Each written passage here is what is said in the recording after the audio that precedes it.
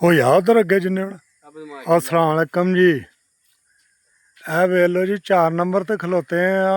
ਇਹ ਕੋਠਾ ਉਹ ਵੇ ਕਿ ਜਿੱਥੇ ਅਸੀਂ ਕਦੇ ਆ ਕੇ ਇੱਥੇ ਆ ਕੇ ਅਸੀਂ ਰਾਤ ਨੂੰ ਬਹਿੰਦੇ ਹਾਂ, ਖਲੋਂਦੇ ਸਾਂ ਆਪਣੇ ਸਕੂਨ ਦੇ ਨਾਲ। ਰੋਟੀ ਪਾਣੀ ਵੀ ਇੱਥੋਂ ਮਿਲ ਜਾਂਦਾ ਸੀ ਕਿਸੇ ਟਾਈਮ ਸਾਨੂੰ ਦੇ ਨਾਲ, ਤੇ ਬੜੇ ਮਜ਼ੇ ਸਨ ਇੱਥੇ। ਹੁਣ ਨਹੀਂ ਉਹ ਵਕਤ ਰਿਹਾ ਜਿਹੜੇ ਉਦੋਂ ਸਨ ਨਜ਼ਾਰੇ, ਹੁਣ ਨਹੀਂ। ਪਰ ਹੁਣ ਜਗ੍ਹਾ ਬੜੀ ਹੈ। 94-96 ਦੇ ਨਜ਼ਾਰੇ ਨਹੀਂ ਹੈ ਬਗਿਆੜਮ।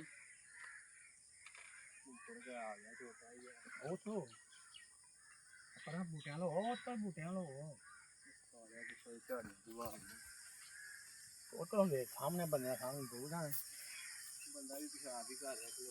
ਉਹ ਯਾਰ ਮੈਂ ਦਿਨੇ ਭਲਾ ਕਿਉਂ ਧਰਿਆ ਜਾਨਾ ਪਾਣੀ ਜਾਨਾ ਨਾ ਧੋਂ ਪਊਂਗੇ।